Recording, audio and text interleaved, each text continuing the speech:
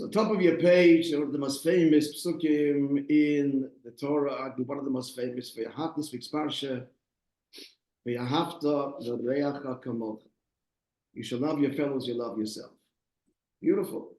Now, the next, Omar Rabbi Akiva, is Rashi's commentary. Rabbi Akiva says,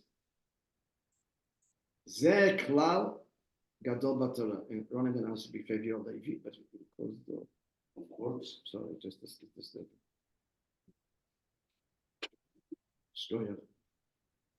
So this is the big principle of the Torah. Very nice, beautiful. So what's our question? Our question is this. Oh. Sorry about my voice. Yeah. What? We're like waiting. Talking to Danny, I'm sorry. We're waiting here. Sorry, yeah, it's sorry. okay. Sit. Talking to who? Danny, someone. She told me you come in and learn also. Want me to tell him? Yeah. Come on, man. Okay, start. No. This is the beginning. You don't understand what's going on. You only has patience. No, when it comes to Torah. No. Doesn't it look good? Doesn't it look? The rabbi's commenting my beard. Yeah. It could be a movie star. Very holy. Who And cares what it looks like? it's holy and I'm not doing it for that. I know. Trust me. I'm telling you, a side benefit. It says to start. Getting distinguished. Okay. Mikey, good morning. Okay. So here's the question. Listen up. Don't read, listen. Rashi wrote a commentary on the Torah for one, you can close the blind, for one objective. Not to bring to the reader's attention commentary of our sages. That's not the objective. The objective is at the simple, straightforward level. You have a question, Rashi answers. If the simple meaning of the verse is understood, there's no commentary. So when you learn Chumash Rashi, it's always what's bothering Rashi. Then makes a comment. If there's no question, there's no comment. And if you don't have a question, you don't even understand, like, why aren't you asking the question? Anybody who reads a verse and wants to understand it simply should, before looks at Rashi, understand something, have a legitimate question, look in Rashi, that's your answer. You follow? But only at the literal level. Just to remind you, I just told this in just to remind you, every word, every sentence, every word in the Torah has 4 levels of understanding: the pshat, the simple, the remes, the allusions, the drush, the homiletic, the sod, the kabbalistic. Spelling the word paradis, an orchard where basics grow like wheat 35. and exotic fruits, and all in between. I'm downstairs. Each one of the 4 levels has 600,000 subdivisions. Do the math. Each one of this. David, I'm going to put you on mute. I'm going to put you something. What? You did the math? No, not yet. 600,000 times 4. Ronnie can do it. 2.4. 2.4. Okay? Now, times 70, because each one of those levels has 70 perspectives. 240 million or something. Here, this is 240 million levels of understanding of every verse and word in the Torah. Truth is, it's infinite, but that's the general parameters. What do you think the greatest brilliant minds are doing for the last 3,336 years? Same old story. Yitzchak came and Yosef went. Hello. Mining, and books and volumes are written constantly. New insights. Rashi is level 1 of level 1. The most basic, that's why 5-year-old learns Chumash Rashi. It's not about the halachic dimension, the illusions, not the Kabbalah, not the philosophy, just simple understanding. So our question is, why is there a commentary here? What's bothering Rashi? What's the question? The pasuk says, love your fellows and love yourself, finished. Straightforward. So what's the question? How is it answered by saying, Rabbi Akiva said, this is the big principle of the Torah. So what's the question and what's the answer? Answer. Rashi's bothering, first and foremost, is this. The child will say, if this as follows, here's the question. Rabbi, if this is to be understood as a commandment, love your fellows, you love yourself, then the Torah, God does not have to tell us, for example, not to kill, not to steal. So many of the commandments of the Torah become unnecessary to command if we'll fulfill this one. On the contrary, you love someone like you love yourself, you're going to go out of your way like to help them. You might don't kill them. So this renders so many of the commandments unnecessary. That's a basic question. And the second question is, every Jew you love like yourself? I don't even know it. And most people I know it, I don't even like. So what do you mean you love like yourself? What kind of a commandment is this? A child will ask this. Rabbi, and if he's a little bit cleverer, he'll say, even if I want to, you can't love on command. I wasn't, now I read this. Okay, now I'm going to love every Jew. It's can't command feelings. It's like a three-part question. A, it renders all the other commandments obsolete, all the ones that legislate behavior between a man and a fellow. If you keep this, you don't have to be told, don't embarrass, don't speak lashon hara, don't kill, don't encroach on their livelihood, all of these laws, and don't defraud, etc., etc. Secondly, then you love everybody like you love yourself. Thirdly, even if I want to, you can't command an emotion. Can't command a feeling. Love me. As much as you want to do everything I say, and I say love me, that you can't. Bring me a glass of water. Yeah, close the door. Bring me a coffee. You can do it, but you can't give me your heart. Either you do or you don't. So what's the point of this commandment? These are the questions that Rashi has to answer. And how does he answer it? Listen to me, my child. This is not a commandment. No? Then what is it?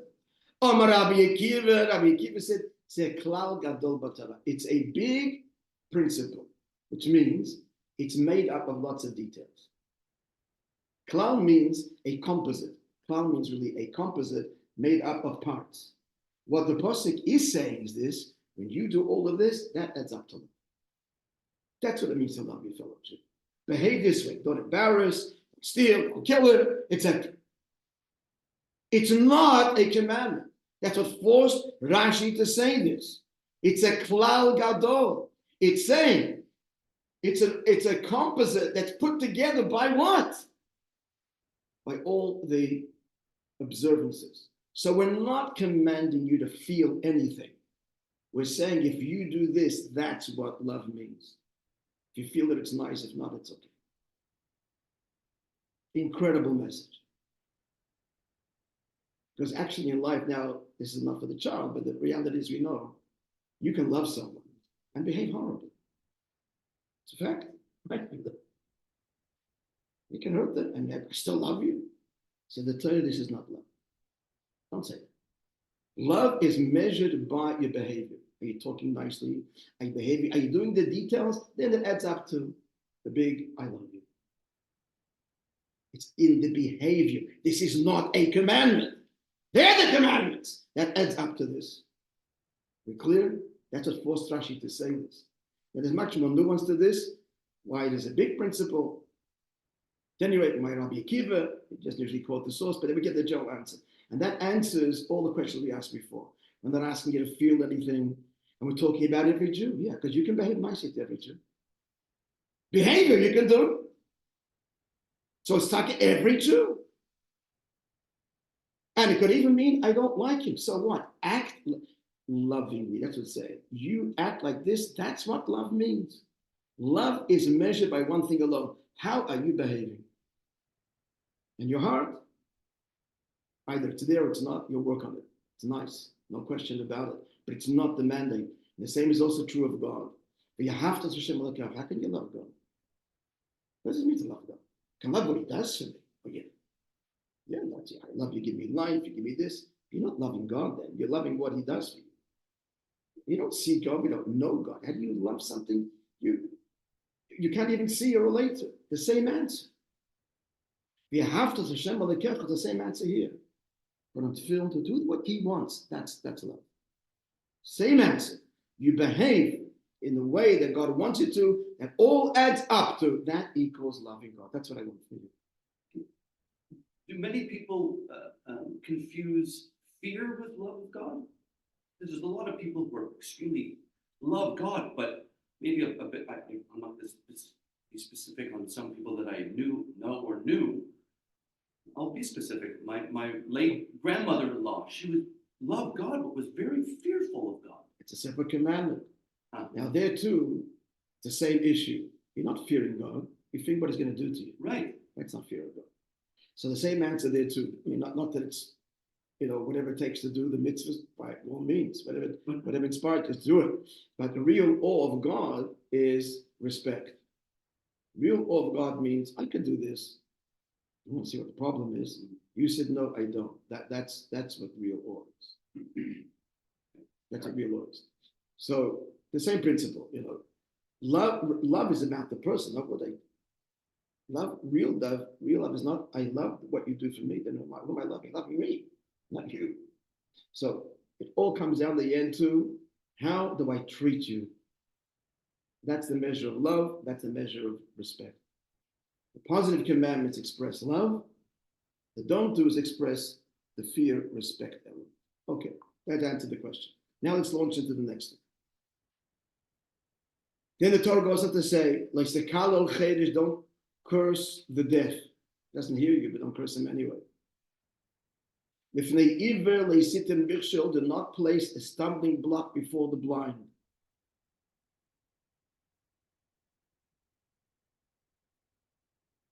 And you shall fear God, and Hashem, I am God, I am Lord. Okay, we're going to focus on the second commandment, not to put a stumbling block before the blind. Look what Rashi says. What does it mean? Someone who is blind, metaphorically, to the situation at hand, don't give him advice that's not appropriate for him. Don't tell him, for example, tell him, you know what, sell your field. And buy a donkey and go into the rental business. The car rental, the donkey rental business. Don't tell him that. And then and then you circumvent him, when likely you buy the field. Now, we have a lot of questions on this, Rashi. First question is, again, what's wrong with the simple meaning? Don't put a stumbling before the blind. Someone is blind, walking in the street, don't put a stumbling block. What forces Rashi to say? It doesn't mean that. It means give him bad advice. Straightforward. And the answer to that question is, because you know that already. We learned in Parshat Mishpat, if a person makes digs a pit in the public thoroughfare and someone falls and hurts themselves, you're liable. That's a stumbling block before the blind. So it doesn't have to be stated here. We know that. So it can't mean the physical damage. We've already been told that. It must be something much more, not physical, but more, not so much spiritual, but more, what I'm looking for, symbolic, metaphoric. So therefore, Rashi has to give us bad advice. But our question is, it's a complicated example. Just say, don't give him bad advice. In fact, if you look up, Rashi, everything Rashi says is taken from a primary source. See the brackets, it says Sham, there. Sifra is a medrash. If you look in the Sifra, you know what the advice that the medrash brings this as example number 3. Example before is, don't tell him to go out on a journey in the middle of the day. It's bad advice. Strong sunstroke. Don't tell him to go at night because he could be accosted by bandits. And that's a bad advice. And the third thing is, don't tell him to sell his field and buy a donkey, and then you go and buy it. It's the third example. It's a complicated one. Why go there? Rashi's mandate, as we said months before, is what? To explain the verse at the most simplest level. So it's not physical, it's metaphoric, but metaphoric is bad advice. And he gives another example there in the Medrash that a Nazir, whatever, they're complicated. You give him vinegar to drink and tell him to drink it. He thinks it's okay, but he's allowed to drink it. Whatever. Don't give advice that's bad for the person. Much simpler examples than this one. So what forces Rashi to explain it this way? The answer is, as we just said, we know already that a person cannot cause someone else damage. That's obvious. What's the pasuk say, Rabbi? And to give him bad advice that's going to damage him, it's the same thing as putting a stumbling block. That doesn't require a special commandment. If I'm told someone is not to cause a stumbling block physically walking and get damaged, to give him advice that's going to damage him, it's the same thing. So what's being commanded here? It's still also too obvious. So here's the point. The point is, like this is what the Torah said. This may not be bad advice. It may not be bad advice. Field has its shortcomings. You only get profit certain times of the year. You got to be a certain kind of person for it. And some people, it's better to go into commodities, not into real estate. Quite simple. Sell your field, go into the hiring business, buy a donkey and many donkeys, hire them out. First of all, you get immediate revenue. The donkey works virtually 24 hours a day, 7 days a week, and build a fleet of donkeys, and it's a good business. This was bad advice. So what's this problem over here? That's what Rashi goes into all of this deep. Let's look at it again. Someone who's blind in the matter, don't give advice that isn't good for him. Why did Rashi add the word for him? Just don't give him advice that's not good. Answer is, it could be good. It's just not good for him. Because he's better off with the field. So he thinks, here's what the Torah is saying. This is what's going on. You come to him like you're his best buddy. Thinking about you, my dear friend. You know what?